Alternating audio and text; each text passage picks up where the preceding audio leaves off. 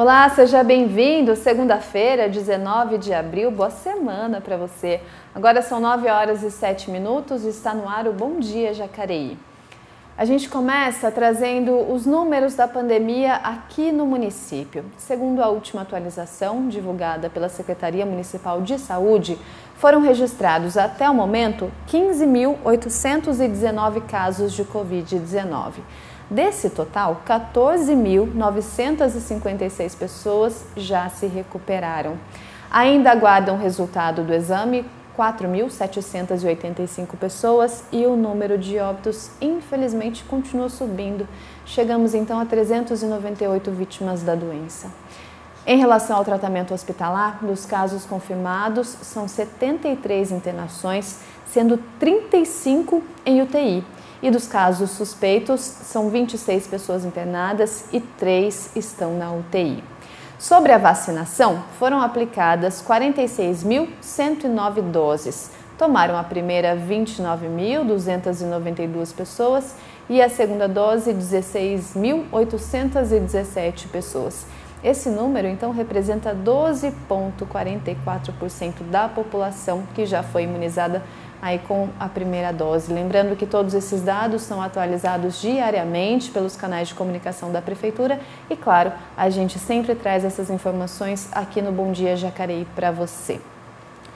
O projeto de lei em tramitação na Casa Legislativa prevê a fixação de cartazes em locais públicos que demonstrem a manobra de Heimlich, que é uma técnica de primeiros socorros usada para socorrer vítimas de engasgamento ou sufocação. No Brasil, diariamente, 15 crianças morrem vítimas de engasgamento ou sufocação. A Sociedade Brasileira de Pediatria informa ainda que esse tipo de situação ocupa o terceiro lugar no ranking de mortes de crianças vítimas de acidentes domésticos. O engasgamento não é uma coisa tão incomum como se pensa, às vezes é até comum a gente ver vários casos por aí que muitas vezes não são divulgados, mas infelizmente existe um grande volume dessa ocorrência. Apesar do alto número de mortes, é possível baixar as estatísticas com uma técnica simples de primeiros socorros, a manobra de Heimlich, que é utilizada para desobstruir vias respiratórias. Ela vem salvando vidas, vem dando resultados espetaculares. Então, o objetivo maior dela é desobstruir as vias aéreas superiores. Com isso aí, veio a salvar a vida, evitando, na grande maioria das vezes, sendo a manobra realizada com eficiência, ela tem retorno positivo 100%. A fim de oferecer à população diretrizes de como realizar a manobra, um projeto de lei do vereador Abner de Madureira está em tramitação na Casa Legislativa. O projeto tem como objetivo instituir a obrigatoriedade de fixação em espaços como escolas, restaurantes e centros comerciais de cartazes que demonstram o passo a passo da manobra de Heimlich. Em entrevista ao Bom Dia Jacareí, o parlamentar ressaltou a importância da lei. É uma situação que pode acontecer a qualquer momento com qualquer um de nós, né?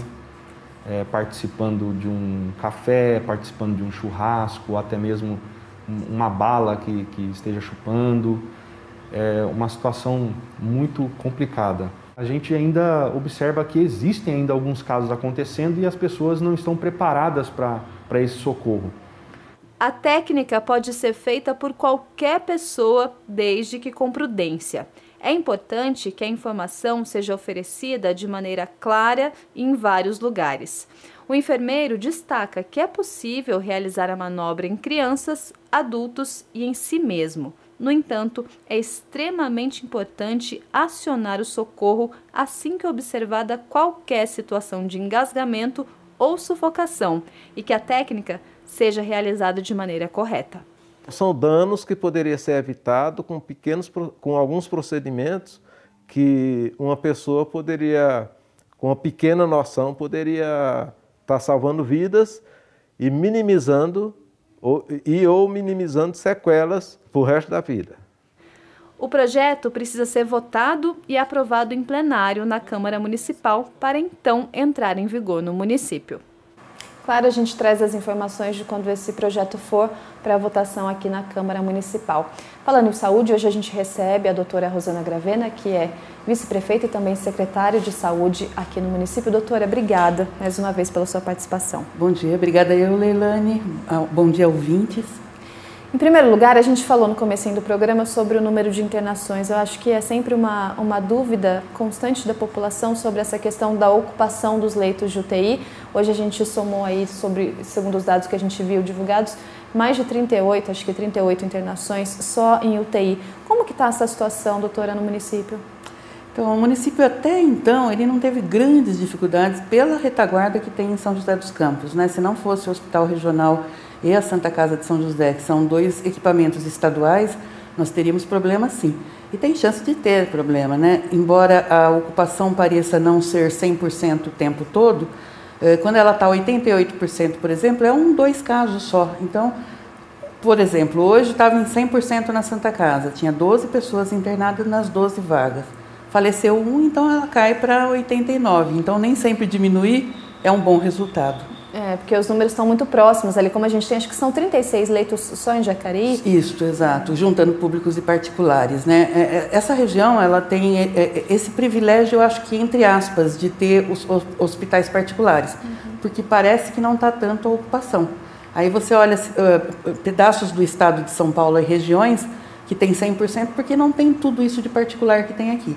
Do SUS, praticamente nós estamos há umas 2, 3 semanas com 100% e extrapolando 100%, porque se tem 7 pacientes nos aparelhos estaduais em São José, significa que tem mais que 100%. Mais que 100%. E a gente vê, né, ouve falar muito dessa nova variante, dessa questão do aumento da contaminação. Isso é uma realidade aqui em Jacareí também, doutora? Essa nova variante veio com força e por isso essa alta nos números? Com certeza, mudou o aspecto epidemiológico, mudou a faixa etária e mudou o tempo de permanência nos leitos, né? Então a gente tem jovens, né? Eu te falei, a gente perdeu uma paciente de 32 anos semana passada, um de 30 esta noite, né? E a gente percebe também que é muito mais letal e muito mais prolongada, né? Chega a ficar 15, 20, até mais que isso em dias internado, o que antes era uma média de 7, 8, 9, né? O que daí a gente lota com muito mais facilidade. Até a orientação antes, né, lá no comecinho da pandemia, era que procure um hospital, se você tiver sintomas graves, espere um pouco. Agora já não é mais essa orientação, né, doutora? Mudou completamente. Ou os casos ficam muito tempo internados ou morrem muito rápido. A pessoa chega com 2, 3 dias, morre no dia seguinte. Evoluções, assim, assustadoras. Tem como a gente fazer um balanço? Não sei nem se essa pergunta, se ela é cabível, porque é tão difícil a gente falar em balanço quando a gente fala de vidas. Desse primeiro trimestre, que foi, assim, na minha opinião, né, infelizmente a gente está em ladeira abaixo, né, doutora? Como é que a senhora vê do ponto de vista da saúde? Quando eu vi chegar em 300, eu assustei. Eu falei, logo vai chegar em 400. Já chegou. O tempo foi muito curto, né, do começo do ano para cá, o número de óbitos, né? E assim, eu acredito, a gente entende o comércio ter que abrir, a gente entende tudo isso, não de jeito nenhum ser uma pessoa de olhos fechados para as necessidades, né? Mas o risco é aumentar, né? Quando você vai mais para a rua, quando não tem essa conscientização, quando os jovens continuam fazendo baladas, né? Muito difícil. Desafiador. Daqui a pouco a gente volta a conversar com a doutora sobre também a questão da vacinação. Beneficiários do Bolsa Família têm uma nova rodada de pagamento do auxílio emergencial. Hoje será acreditada a primeira parcela para pessoas cujo número do NIS termine em 2. Segundo o Ministério da Cidadania, 10 milhões de beneficiários do Bolsa Família vão receber o auxílio emergencial neste mês de abril. Para os trabalhadores que não fazem parte do Bolsa Família, os pagamentos começaram lá no dia 6, então os nascidos em janeiro a junho já receberam essa primeira parcela. Para consultar o calendário completo, para ficar mais fácil de você entender qual é a lógica, a dinâmica desse pagamento do auxílio, consulte o site da Caixa, que é o caixa.gov.br. A vacinação contra a Covid-19 continua com a aplicação da segunda dose. Quem nos traz mais informações é a jornalista Larissa Sotero. Lari, bom dia. Quais são as informações sobre a vacinação em Jacareí? Bom dia, Leilane. Bom dia a todos. A gente traz informações sobre a campanha de vacinação contra a Covid-19 aqui em Jacareí. A cidade segue aplicando a segunda dose do imunizante apenas para idosos nascidos em 1952. A campanha vai das 8 às 17 horas em 7 postos diferentes de vacinação. São eles, Leilane, a UBS Central, o Educamais Jacareí, o Educamais Esperança, Educamais Paraíso, a Unidade Municipal da Saúde e da Família do Parque Meia Lua, a EMEI Afoncino Vilhena da Silva, que fica no Cidade Salvador, e a EMEI Antônio Loureiro Cardoso Comendador, que fica no bairro Igarapés. Lembrando, Leilane, que a Secretaria da Saúde recomenda que o idoso vá no local mais próximo da sua residência para evitar uma locomoção mais difícil e também aglomeração nos outros postos de vacinação aqui da cidade. É importante lembrar que é necessário que o idoso leve um comprovante com foto e também a carteirinha de vacinação comprovando que ele tomou a primeira dose da vacina. Sem a carteirinha, não é possível tomar a segunda dose. Lembrando, Leilane, que a campanha Vacina contra a Fome continua na cidade. Então, se você pode, leve 1 quilo de alimento não perecível nos postos de vacinação contra a Covid-19 aqui da cidade e ajude uma família em situação de vulnerabilidade social durante a pandemia da Covid-19. Mais informações, dúvidas ou idosos com dificuldade de locomoção, entre em contato pelo e-mail vacina.covid@jacareí.sp.gov.br ou pelo telefone 156. Lembrando que novos grupos a serem vacinados depende da chegada de novos lotes de vacina aqui para a cidade. E esses novos grupos e novos lotes são divulgados no site da Prefeitura, que é o jacareí.sp.gov.br. Eu volto com você no estúdio, Leilane.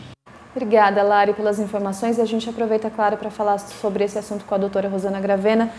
Doutora, a gente caminha, que bom que caminha, mas ainda a passos lentos, né? Quais são as grandes dificuldades quando a gente fala de campanha de vacinação aqui no município? Eu acho que a maior dificuldade é não ter o número de doses necessária nem para as faixas etárias que são determinadas pelo governo do estado. O Plano Nacional de Imunização, ele fez o cálculo do número de idosos das faixas etárias de acordo com a vacina de H1N1 do ano passado, porque o IBGE está muito desatualizado. Só que não corresponde à realidade o número, porque muita gente não tomou H1N1, né? E a corrida até pelo número de óbitos para o Covid é muito maior. O segundo motivo é essa história de estar vindo com 9 doses, né? Só na quinta-feira nós perdemos 150 doses e na sexta 149. Então nós perdemos 300 doses. Eu tenho um déficit de 700 doses de dose número 2. Então chega num certo momento que anuncia 69, 70 e 71 anos. Quando chega no 69, porque a gente começa de cima do mais velho para o mais novo, metade da população só consegue tomar a dose. Aí quando vem o próximo lote, eu tenho que vacinar esse que ficou sem vacinar. Então aí dá menos ainda para a faixa etária que foi determinada naquele momento. Então, Tá muito difícil, muito difícil. Muito difícil, né, doutora? Então, é importante até a gente ressaltar essa questão que, às vezes, o governo do estado anuncia um prazo para vacinação. Essa semana, a expectativa, inclusive, era até 66, 65 anos, mas são prazos que eles não são cabíveis, às vezes, para o município. Então, é importante ficar atento à divulgação municipal. Exato. Olhar no site da prefeitura todos os dias, né? E realmente ele manda algumas coisas que a gente, por exemplo, profissionais de saúde, todos serão vacinados. Só que veio só 70% do montante. Então teve que ficar fora veterinário, educador físico, que não é quem lida direto, e também muita gente de consultório. E agora, com o aumento da necessidade de mão de obra nos hospitais e clínicas por causa do Covid, muitos profissionais novos tendo que lidar direto com o Covid sem ter vacina para eles. Eu pedi 2.000 doses, que é o que seria 1.900 doses, que seria para completar o profissional de saúde. Ele falou, não, só direto que lida com a linha de Covid direto. Eu falei, tá bom, fomos contar 120. Isso faz um mês, não veio até agora. Doutora, tem também um desafio do pessoal da assistência social, né? Não sei se está dentro né, da tua pasta falar sobre isso, mas o pessoal da assistência social lida direto com atendimento ao público e esse pessoal não está incluso nessa vacinação. A gente fica muito sensibilizado com isso, embora tenha várias outras categorias, né? Se você pensar no motorista de ônibus, né, que tá, o caixa do supermercado, que tem gente tossindo em cima deles o dia todo. É muito difícil, mas a assistência social ela é particularmente um problema nosso, né, de prefeitura, e eu fico torcendo para sobradose, para aplicar neles e não consigo. A gente tem a sensação de que, infelizmente, quer trabalhar, mas não consegue, né, doutora? E olha, o que a gente faz, a matemática não bate, porque a gente faz das tripas o coração, né? Peço licença mais uma vez, daqui a pouco a gente volta a conversar. Agora você acompanha mais um episódio da série Mudança de Profissão e vai conhecer a Luana e o Luciano, que durante a pandemia reinventaram suas carreiras.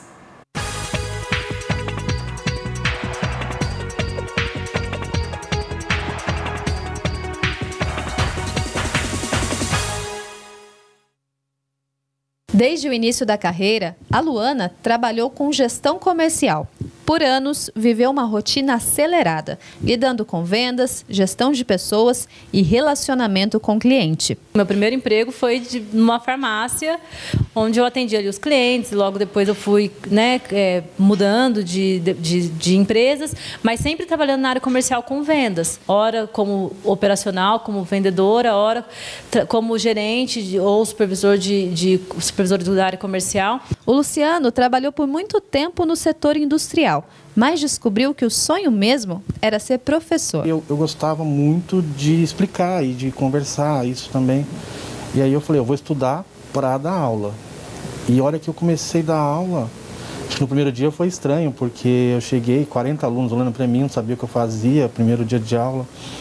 Mas aí eu vi que era aquilo ali mesmo que eu gostava. O que nenhum dos dois esperava era que o distanciamento social mudaria a forma de trabalhar. E quando surgiu a possibilidade de uma pandemia, de um afastamento, eu já logo entendi que o meu modo de trabalhar não seria mais aquele, né? A princípio foi um momento difícil, que a gente não sabia o que fazer, aquela coisa da pandemia, você não ficar sem informação, não sabia de nada, tudo. As aulas paradas, as aulas online. Com a suspensão das aulas, a rotina se transformou. A lousa, que antes era cheia de teorias, agora tem medidas, que norteiam a habilidade de aproveitar madeira e construir móveis. E no momento, é a principal fonte de renda do Luciano. Aí eu comecei a ver essa coisa de móveis, de pallet, comecei a ver essas madeiras que são jogadas no lixo, coisas que a gente pode reaproveitar e fazer disso alguma coisa útil realmente. Então eu comecei brincando com uma prateleira, com outra, com uma ferramenta, com outra, e aí fui desenvolvendo essa questão dos móveis. Já a Luana precisou desacelerar e descobriu um talento que ela nem sabia que tinha: a arte de produzir laços. E eu, totalmente prática, acostumada com uma rotina bem acelerada, de repente sentar e criar, né? Então, assim, foi um dom que eu descobri em mim, porque eu não sabia que existia, mas que eu me encontrei nele, porque esse desacelerar que a gente descobre quando a gente precisa ficar dentro de casa, quando a gente precisa se afastar das pessoas e ficar mais sozinho, mais recluso, ou se afastar e descobrir uma nova forma de se relacionar, nos faz também descobrir em nós coisas que a gente não imaginava. Nessa história toda de se reinventar para sobreviver, os dois, que nem se conhecem, ganharam, além de uma nova profissão, a chance de ficar mais pertinho da família. A minha filha foi para a escola com 3 meses e passava ali o período integral. Então, assim, hoje a gente senta, a gente estuda junto. Eu trabalho com meu filho, a gente trabalha junto, a gente se diverte aqui, brinca, conversa bastante. Então, isso também foi uma vantagem. E para o futuro, os planos mostram uma vida diferente pós-pandemia. Eu pretendo continuar e se reinventando sempre. A gente se ajustando a situações, eu acho que isso que motiva a gente, né? Hoje eu estou investindo num curso que vai me trazer ferramentas, eu acredito nisso, para que essa rotina, para que essa nova atividade, para que a minha empresa ela seja uma empresa de resultado sustentável, para que eu consiga manter isso pós-pandemia. pandemia, com certeza. Com mais força. Porque eu acredito que depois de um momento como esse, a gente se reinventa e a gente sai desse momento muito mais forte do que a gente entrou, com certeza.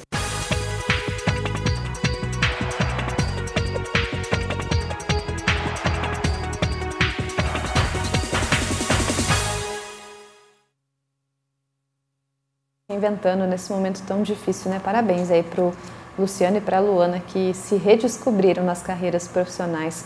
Doutora, a gente está falando sobre vacinação contra a Covid-19, que é, claro, de extrema importância, mas em paralelo a gente tem também a campanha da imunização da gripe, né? Da H1N1? Da H1N1. Como é que está isso aqui no município? Então, a gente recebeu orientação e já tínhamos essa ideia de não fazer nos mesmos pontos, até para não ter a confusão, né? Estão fazendo nas 18 unidades de saúde, horário normal, das 8 às 16 horas, né? O público-alvo agora mudou, porque o governo não queria, e está certo, confundir, né? O idoso que tomou a vacina não pode tomar depois de 15 dias só, e aí fica aquela confusão, e aí tomou a AstraZeneca, que é depois de 3 meses, toma quando? Então ele determinou primeiro as crianças de 6 meses a 6 anos incompletos, as gestantes, as puérperas e os profissionais de saúde, né? Está sendo feito nas unidades, está tranquilo. Ressaltando que a vacina de H1N1 é uma gripe, não é uma gripinha também, mata também. Eu, como médica, vi muita gente morrer de H1N1, né? O pai de uma amiga, profissional de saúde, falou, não quero tomar, disse que isso daí é besteira, a gente tem gripe do mesmo jeito, 53 anos, morreu o ano passado, perto, assim, junto, no hospital que eu trabalhava. E muita gente morre disso, então hoje já tem a vacina, né? Então não tem lógica não fazer, né?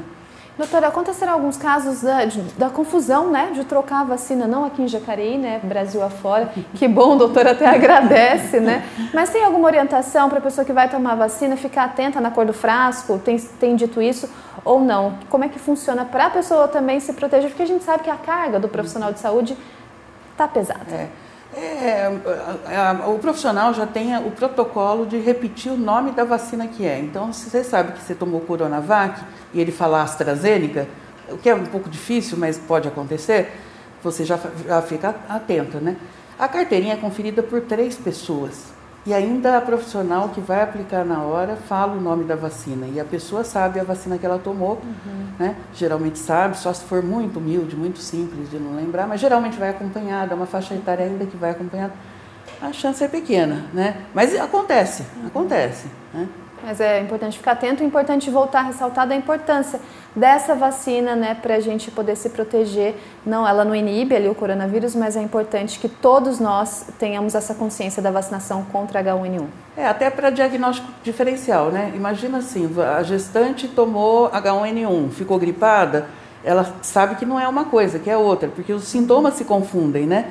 E o prognóstico e o acompanhamento é diferente também, né? Então, ela serve muito para diagnóstico diferencial. Perfeito. A gente volta daqui a pouco a conversar com a doutora. A gente vai para um intervalo rapidinho. Até já.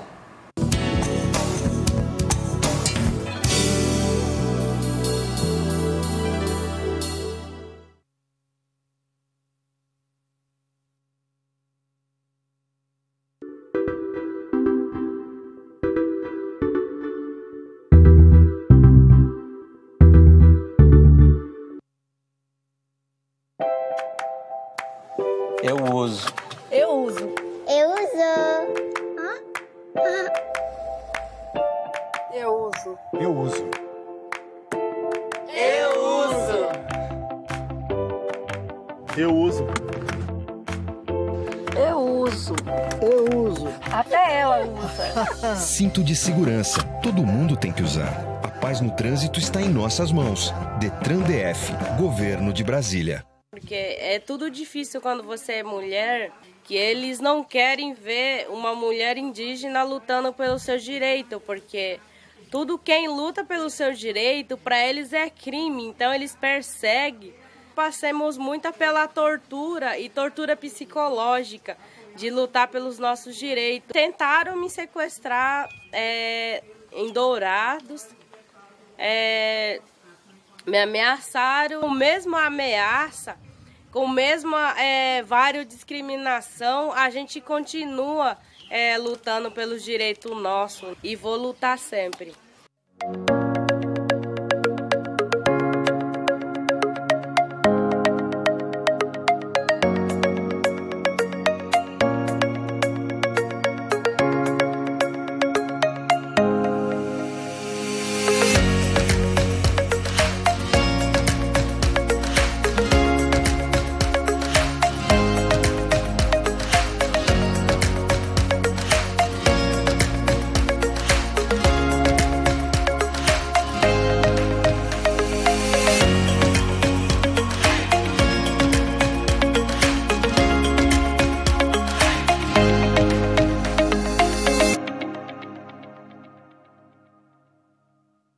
No início, eu não entendi o que eu era.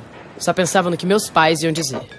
Quando eu percebi que eu era diferente e vi que não mudava nada, não mudava meu talento, meu amor pela minha família, minha inteligência, meu desempenho na escola, no trabalho, passei a me aceitar como eu sou. Hoje eu me pergunto, como é que as pessoas não enxergam uma coisa tão óbvia? Deixe seu preconceito de lado. Respeite as diferenças.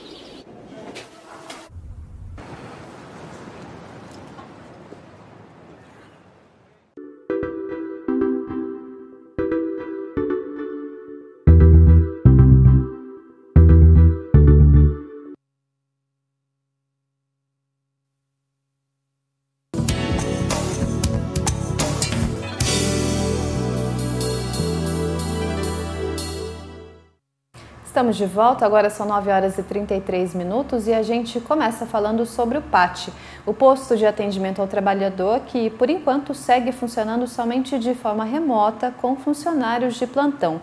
Para esclarecimentos do seguro-desemprego, dúvidas sobre as vagas de trabalho e também plataformas de acesso remoto, é necessário entrar em contato pelos telefones 3951-7943 ou 3952-1065 ou 1076, como aparece aqui na sua tela. Diariamente são divulgadas as vagas disponíveis na cidade por meio do site jacareí.sp.gov.br/cidadão/PAT. A expectativa é que ainda hoje seja feita uma reunião para definir se o atendimento presencial por meio de agendamento volta a acontecer, já que nós estamos em uma nova fase de flexibilização, do Plano São Paulo. Nós estamos recebendo a doutora Rosana Gravena, que é secretária de Saúde. Doutora, a gente sabe que os atendimentos não param, que apesar da Covid, as outras doenças continuam aparecendo, os outros atendimentos continuam sendo feitos. Como que anda, de maneira um pouco mais geral, a questão da saúde fora a Covid? Nunca nós paramos, Nós tivemos uma fase pior, que não existia vacina nem para o médico que tinha mais idade. Colocamos atendimento remoto, telemedicina, não paramos de trabalhar esse tempo todo. É claro que diminui muitas coisas, Por exemplo, o atendimento odontológico. Você vai fazer o atendimento odontológico, aqueles aerosóis, você tem que higienizar toda a sala, então o número de consultas cai. Cirurgias de urgência a gente continua fazendo, mas as de rotinas, que são ambulatoriais, a gente não está fazendo por causa do kit intubação. É um grande problema, Nós chegamos a ficar quase sem, tivemos que emprestar de Pindamonhangaba, não tem para comprar. É muito difícil mesmo, Nós estamos fazendo agora, a nível de governo do estado, uma licitação internacional para comprar kit de intubação. Senão você tem que entubar a pessoa acordada, que jeito que é isso, Muito complicado. Não aconteceu isso aqui em Jacareí? Não aconteceu. Nós temos uma suficiência aí para 10, até talvez 15 dias. A gente não consegue falar exato. Porque, por exemplo, eu tinha para 10 dias, teve um acidente grande, uma pessoa grande, obesa, você usa 10 ampolas do material, já caiu para 6 dias, entendeu? E chegou a 3 dias, eu fiquei bastante preocupada. E recebemos 50 ampolas de pinda, um ajudando o outro nesta hora, Como eu também mandei um respirador para eles essa semana, que vai voltar, que estavam com mais de 40 pacientes entubados. Está muito difícil, muito difícil. Muito difícil. A gente, tentar dar um respiro nisso tudo. Vocês fizeram a entrega, de reformas ali no Jardim Paulistano, no CAPS do Jardim Paulistano, e também lá na Unidade de Saúde da Família do Vila Zezé. Isso tudo, a senhora como vice-prefeita também, a gente tem ali um respiro de coisas boas que continuam acontecendo diante de toda essa dificuldade. Era nosso objetivo não apresentar prédios novos com placas com os nossos nomes, e sim fazer com que as pessoas que são atendidas naqueles lugares tivessem uma melhor condição. Eu estava vendo, né, a Vila Zezé, ela tem 32 anos, está lá com a placa Dr. Telmo, né, e que fique lá um grande médico, uma grande personalidade da saúde pública. Ele trouxe tudo isso para cá.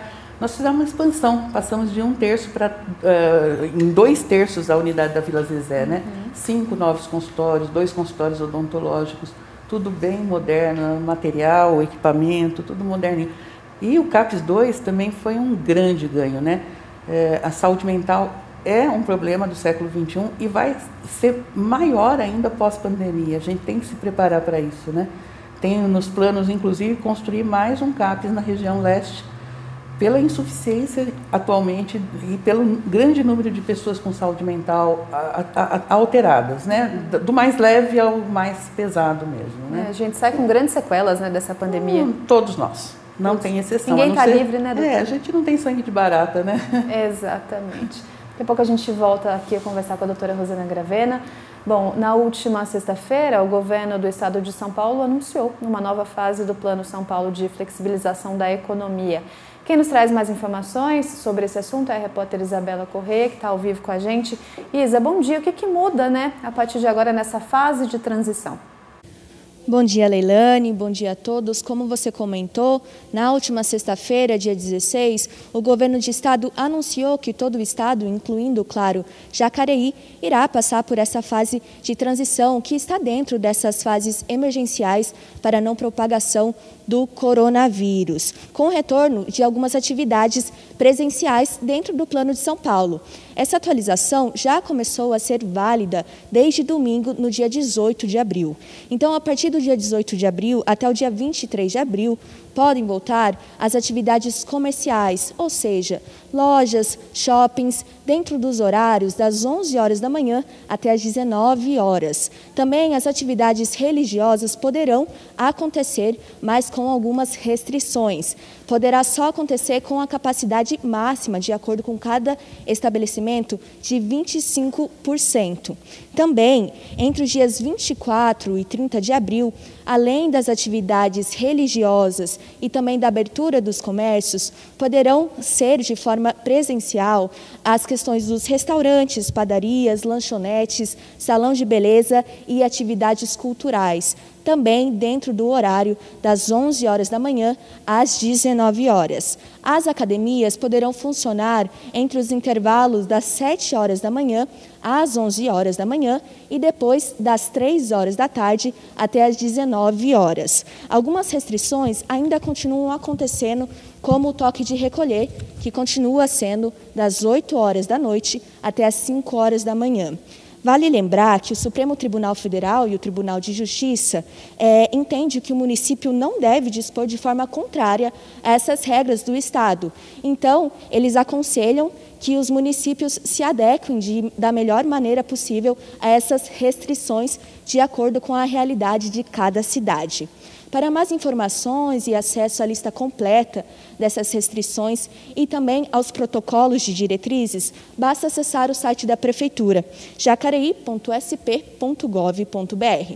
Volto com vocês aí no estúdio. Obrigada, Isa, pelas informações. Hoje, dia 19, é dia do índio, por isso tem lançamento de produção audiovisual no canal do YouTube da Fundação Cultural. O registro das obras de artes visuais do Parque Linear Tupinambás é um produto de contrapartida da Lei Aldir Blanc, do artista plástico Tainan Moreno.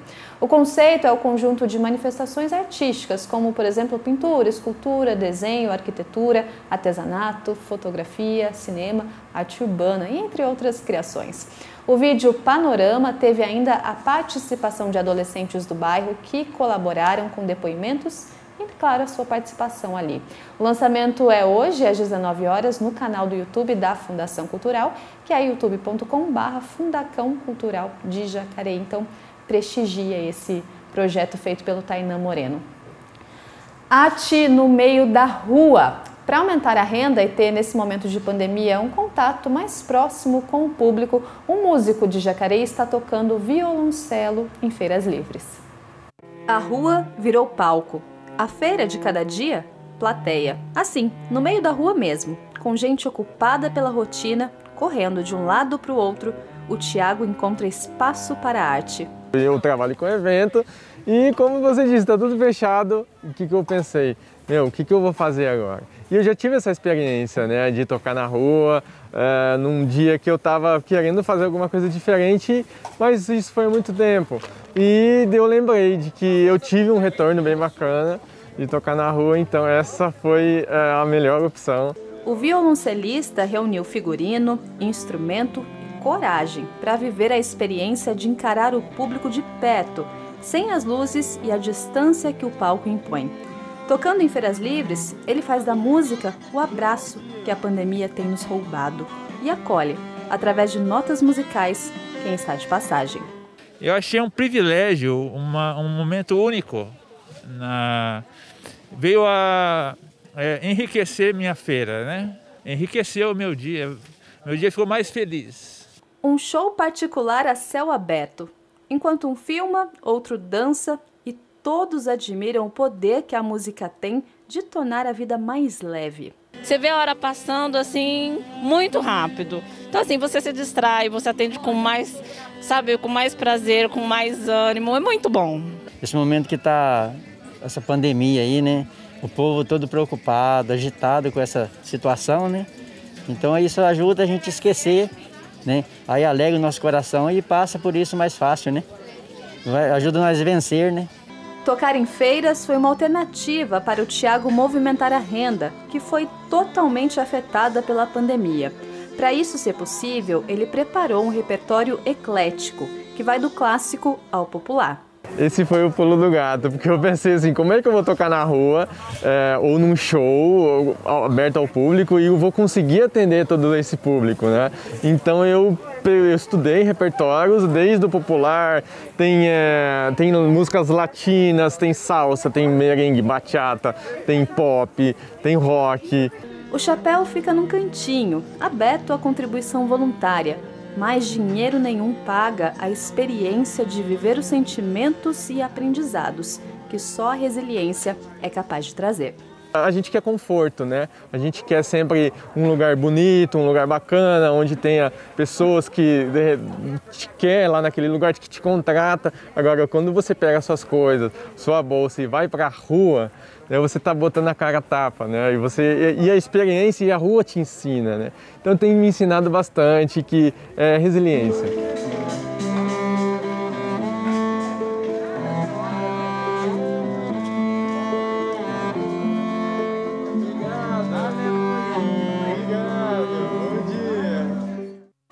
Doutora, isso tudo aconteceu ali do ladinho da Secretaria de Saúde. Eu tive o prazer de estar lá pertinho.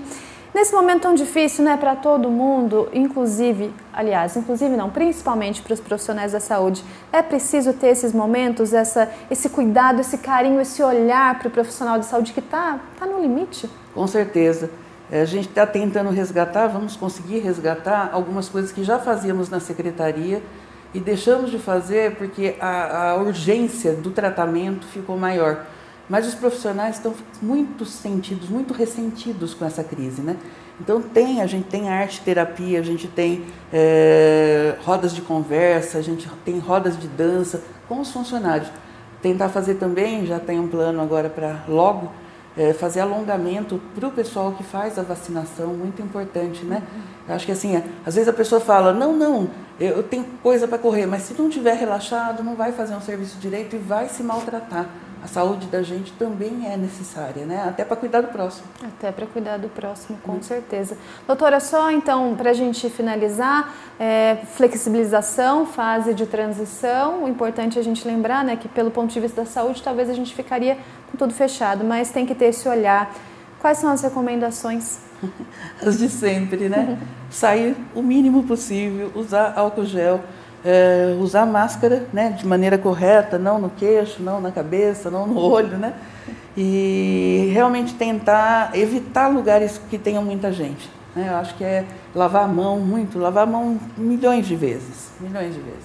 A gente, só para a gente reforçar, segue a campanha de imunização com a segunda dose e a gente aguarda orientações, então, de quais públicos serão vacinados nos próximos dias. O último vacinado foi 67, nossa expectativa é vacinar 66 anos essa semana, né? Chegando as doses, a gente anuncia, né? E por isso tem que ficar atento aos canais de comunicação. a Rede Câmara, a TV Câmara, ao site da Prefeitura, ao site da Secretaria de Saúde. Acho que é bom ressaltar isso, né? Doutora, obrigada mais uma vez. Obrigada eu, foi um prazer, viu? Precisando, estamos aqui. Pode deixar que a gente chama assim, muito obrigada. É isso, gente. Ao meio-dia vocês conferem a reprise dessa edição do Bom Dia e, claro, podem acompanhar todas as reportagens produzidas por nossa equipe por meio das redes sociais. Um bom dia para você, se cuide e até amanhã.